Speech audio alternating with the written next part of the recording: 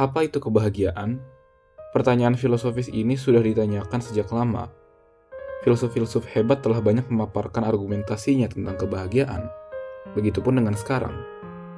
Di zaman yang canggih ini, manusia kerap kali bertanya-tanya tentang makna kebahagiaan. Apa makna kebahagiaan sebenarnya? Masih perlukah manusia bahagia?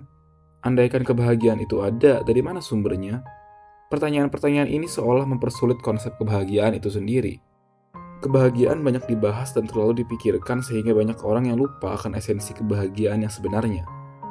Sekarang kita akan mengulas satu pemikiran dari seorang pemikir hebat pada zamannya.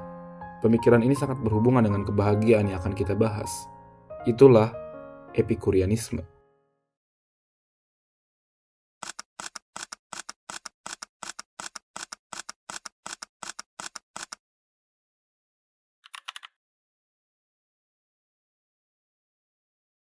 Epikurianisme adalah satu ajaran yang dibuat oleh Epicurus, seorang filsuf dari Yunani. Kaum yang menjalankan filsafat Epikurianisme disebut Epikurean. Secara umum, Epikurean adalah orang yang menjalankan hidupnya hanya untuk kesenangan tubuh, sehingga banyak orang yang mengira konsep ini mirip dengan konsep berpikir hedonisme, yaitu kehidupan yang hanya mencari kesenangan. Namun pandangan ini kurang tepat. Epicurus sebenarnya mengajarkan bahwa manusia sah-sah saja mencari kesenangan. Namun bukan itulah fokusnya. Ia mengajarkan bahwa dalam segala hal, kita harus mencari kesenangan. Kehidupan yang di dalamnya terkandung kesenangan adalah kehidupan terbaik manusia. Hidup yang hanya mencari kebahagiaan dengan hidup yang di dalamnya terkandung kebahagiaan adalah dua hal yang jelas berbeda. Kehidupan Epicurus tidak seperti yang dibayangkan orang-orang. Suka hura-hura, berpesta pora, foya-foya, dan lain-lain. Dalam catatan sejarah, Epicurus punya sebuah taman yang dikenal dengan nama The Garden of Epicurus. Sebuah taman yang luas tempat tinggal bersama teman dan murid-muridnya. Di taman itu semua orang sangat senang, berbahagia. Orang-orang di sana sangat nyaman, tempat di mana semua orang bercengkrama, berdiskusi, dan bersenda gurau sesenang mungkin. Mereka berusaha untuk mencari ketenangan pikiran, berintrospeksi, menulis, membaca, dan bermeditasi. Akibatnya, semua anggota di dalam taman itu sangat bahagia. Seiring berjalannya waktu, ide dan konsep taman semacam ini menyebar ke seluruh dunia.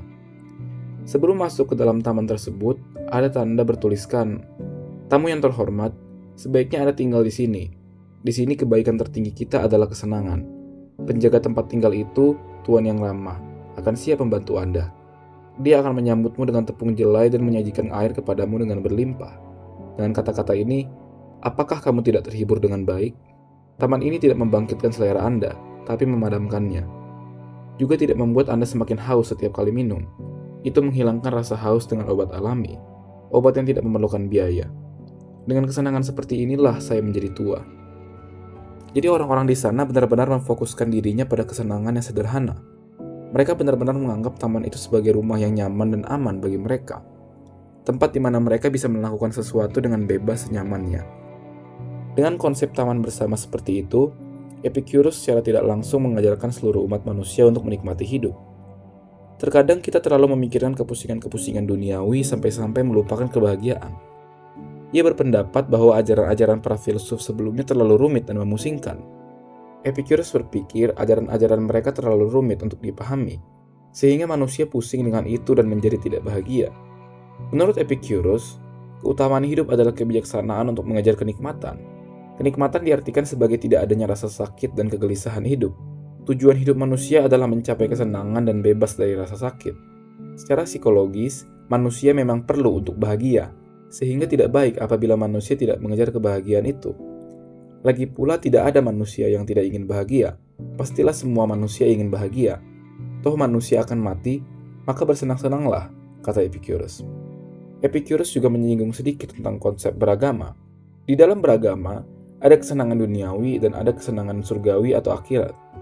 Banyak orang beragama yang menganggap bahwa tidak penting kesenangan duniawi, yang penting hanyalah kesenangan surgawi. Namun menurut Epicurus, kesenangan surgawi dan kesenangan duniawi jelas berbeda. Selagi manusia masih tinggal di dunia, maka bahagialah di dunia. Sebab di surga nanti konsep bahagianya sudah berbeda, bahkan tak terdefinisikan.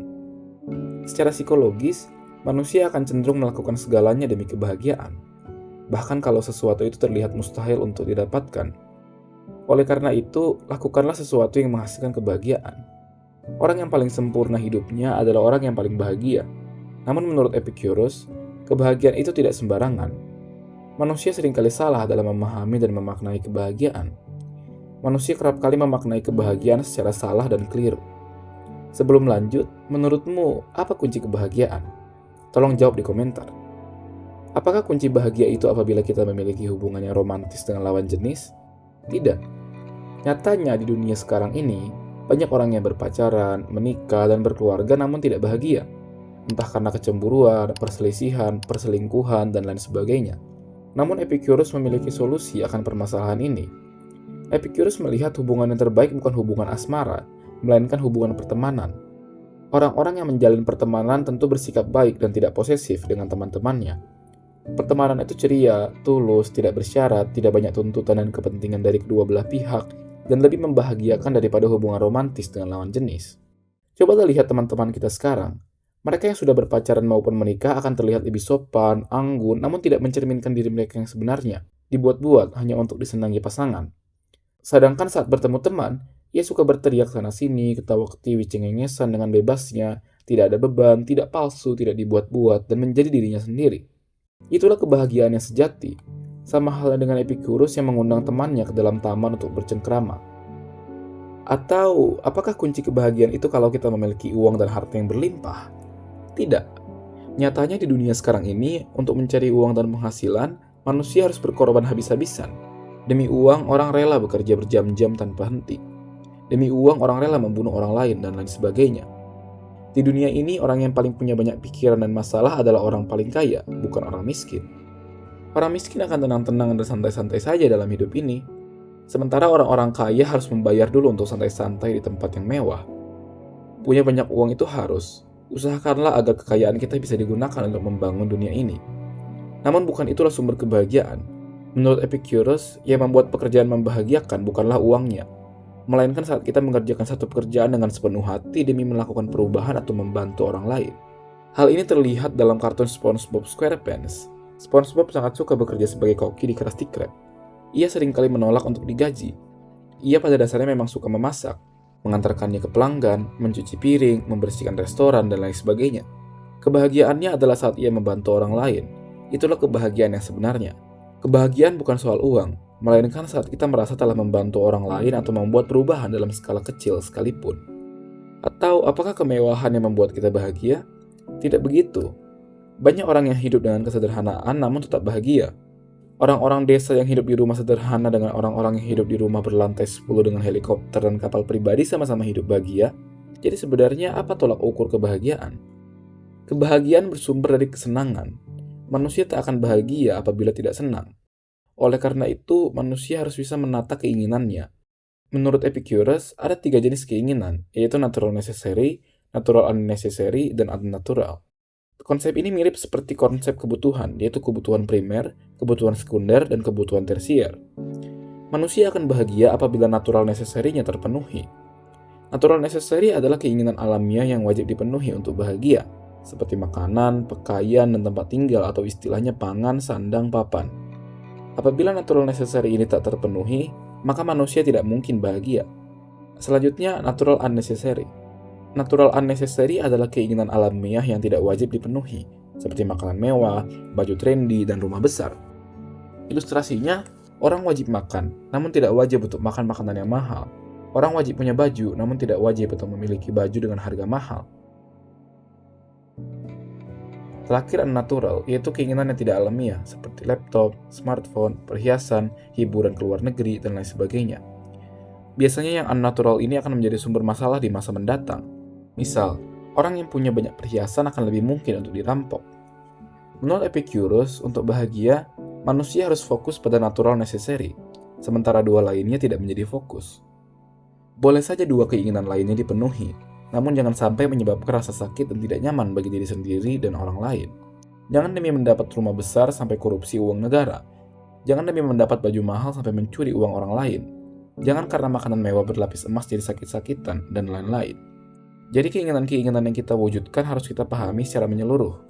Kita harus lebih mencari kesenangan yang biasa-biasa saja tapi tahan lama, daripada kesenangan yang sangat luar biasa sekarang, namun di masa depan membuat susah. Banyak orang yang hanya sekedar tidur-tiduran di kasur saja sudah bahagia. Tapi ada orang yang selalu jalan-jalan entah ke Disneyland, Menara Eiffel, Colosseum, dan tempat mewah lainnya, namun selalu merasa kekurangan. Ada banyak orang yang tak bisa mengontrol keinginan mereka, sehingga mereka masuk ke dalam jurang ketidakbahagiaan. Epicurus pun berkata bahwa tak semua kesenangan itu baik. Tidak semua kesenangan harus dipenuhi. Kesenangan yang menyebabkan rasa sakit atau kesulitan harus dihindari. Sementara rasa sakit atau kesulitan yang dapat melahirkan kesenangan harus dijalani. Seperti rokok yang sangat nikmat namun akan menyakitkan bagi tubuh kita. Begitupun seks yang enak rasanya namun akan ada penyakit-penyakit yang muncul dari hubungan-hubungan seperti itu. Di sisi lain, obat yang pahit menyembuhkan dan olahraga yang melelahkan membuat badan kita bugar. Terkadang, seseorang harus siap menanggung sakit sebentar demi kesenangan yang lebih panjang. Menurut Epicurus, kesenangan dibagi ke dalam dua jenis. Kesenangan kinestetik yang jasmaniah dan kesenangan statis yang batiniah. Kesenangan kinestetik muncul dari memenuhi kebutuhan natural kita, seperti rasa nyaman dan enak. Begitu kesenangan kinestetik terpenuhi, kita mencapai kesenangan statis, seperti rasa bangga dan senang. Kalau sudah mencapai kesenangan statis, kita tidak akan bisa meningkatkan lagi kesenangan dari hal yang sama. Namun kita bisa mencari yang berbeda. Setelah kita makan, kita kenyang dan puas dengan apa yang sudah kita makan. Kenyang adalah kesenangan kinestetik, sementara puas adalah kesenangan statis. Kesenangan statis lebih tahan lama daripada kesenangan kinestetik. Misal, saya senang bermain game dan baru merasa bangga saat memenangkan 5 game berturut-turut. Maka saat saya sudah memenangkan game itu 5 kali berturut-turut, saya akan bangga dan mencari sumber kesenangan yang lain. Tidak bisa bermain game lagi, karena itu tidak membuat saya bahagia lagi. Atau istilahnya jenuh. Kita sebagai manusia dituntut untuk mencari kesenangan yang lebih abadi dibandingnya hanya sesaat. Intinya, merasa cukup atau istilahnya bersyukur adalah syarat untuk hidup bahagia. Ada orang yang berlimpah hartanya tapi tidak bahagia. Namun ada orang yang berada di bawah garis kemiskinan namun hidupnya bahagia. Kita akan lebih mudah menemukan kebahagiaan apabila standar kebahagiaan kita rendah atau tidak berlebihan. Misal, saya bahagia apabila memakai sepatu yang dijual di pasar, sedangkan teman saya bahagia apabila memakai sepatu mahal berlapis perak dari merek terkenal yang berasal dari Korea. Saya akan lebih mudah bahagia karena standar kebahagiaan saya rendah, sementara teman saya yang standarnya tinggi akan lebih sulit mencapai kebahagiaan itu. Bagaimanapun, membiasakan diri dalam kesenangan yang sederhana akan membuat kita sehat dan tidak takut perubahan. Lalu bagaimana apabila kita tidak bahagia? Epicurus punya solusi untuk mengobati ketidakbahagiaan, yaitu konsep tetrafarmakos atau 4 obat yang berisi 1. Tuhan tidak perlu ditakuti. Terkadang relasi kita dengan Tuhan itu bagaikan seorang karyawan dengan bosnya. Seorang karyawan takut dengan bosnya, takut berbuat salah ketika kerja, dan takut dihukum ketika salah. Hubungan kita dengan Tuhan pun begitu. Kita takut dihukum masuk neraka karena berbuat jahat, dan lain sebagainya. Hal ini membuat kita cemas dan tidak bahagia. Jangan terlalu takut dengan Tuhan. Tuhan adalah sumber kebahagiaan, kata Epicurus. 2. Kematian tidak perlu dicemaskan. Kebanyakan orang terlalu memikirkan kematian sampai tak bisa menikmati hidup dengan bahagia. Kematian digambarkan sebegitu menakutkan sehingga kita terlalu berfokus pada dunia setelah kematian itu, bukan dunia yang kita hidupi sekarang. Untuk apa memikirkan dan khawatir tentang kematian dan segala yang menakutkan tentangnya? Toh kita masih hidup di dunia. Singkirkan ketakutan akan kematian karena itu akan membuat kita tidak bahagia. 3. Tidak sulit untuk mencapai hidup yang baik. Kebahagiaan itu hanya dengan menikmati hal-hal sederhana dan secukupnya. Harus sederhana dan secukupnya. Tidur itu sederhana, namun kalau berlebihan tidur itu tidak baik. Kebahagiaan diperoleh dari hal-hal yang cukup dan tidak berlebihan atau dengan kata lain realistis. Alam sudah memberikan setiap orang dengan porsinya masing-masing. 4. Tidak sulit untuk menanggung kesulitan dalam hidup. Sebenarnya, segala hal yang sulit dapat kita kontrol. Namun pandangan kita tentang kesulitan itulah yang kadang membelenggu kita dalam ketidakbahagiaan tak berujung. Lagi pula, kita harus menerima dan menghargai serta mengakui segala keuntungan dan kerugian yang ada dalam hidup ini. Segala hal yang terjadi tidak harus sesuai dengan kehendak kita. Yang terjadi pun tak selalu di luar kehendak kita. Dan terkadang, kita harus menerima kenyataan bahwa banyak hal yang berada di luar kontrol diri kita. Dengan hal itu, kita menjadi bahagia. Apabila kita sudah memikirkan hal-hal ini, maka ketidakbahagiaan itu akan hilang dengan sendirinya. Epicurus pun sedikit menyinggung keadilan yang membahagiakan. Menurutnya, adil tidak adilnya sesuatu tergantung kesepakatannya. Segala aturan hukum yang ada itu pasti adil, karena bersumber dari kesepakatan tertentu. Main bola tidak boleh pakai tangan, itu adalah keadilan bagi seluruh pemain. Sebab di masa lalu sudah dirumuskan aturan seperti itu. Aturan tersebut pastinya lahir dari kesepakatan-kesepakatan sebelumnya. Menurut Epicurus, keadilan itu harus mencerminkan kebahagiaan. Oleh karena itu, keadilan yang tercipta harus lahir dari kesepakatan yang disepakati oleh semua pihak. Tidak boleh hanya disepakati segelintir orang, sehingga semua orang dapat bahagia. Di tengah kesibukan di dunia ini, hidup sederhana telah terbukti menjadi kunci rahasia menuju kebahagiaan. Pertanyaan apa sumber kebahagiaan pun telah terjawab, yaitu hidup dengan sederhana dan secukupnya. Namun manusia terkadang sulit untuk hidup sederhana karena nafsu-nafsu untuk hidup tidak sederhana itu, seperti gaya hidup konsumtif, terlalu mengejar prestise, foya-foya, pesta seks, dan lain sebagainya. Sebagai penawarnya, diperlukan niat yang kuat untuk menjalani hidup yang penuh makna dengan cara meningkatkan kepuasan dalam hal-hal sederhana dan menghargai momen-momen seberapapun kecilnya. Melalui hal tersebut, kita akan dapat menemukan kebahagiaan dalam kehidupan. Terima kasih.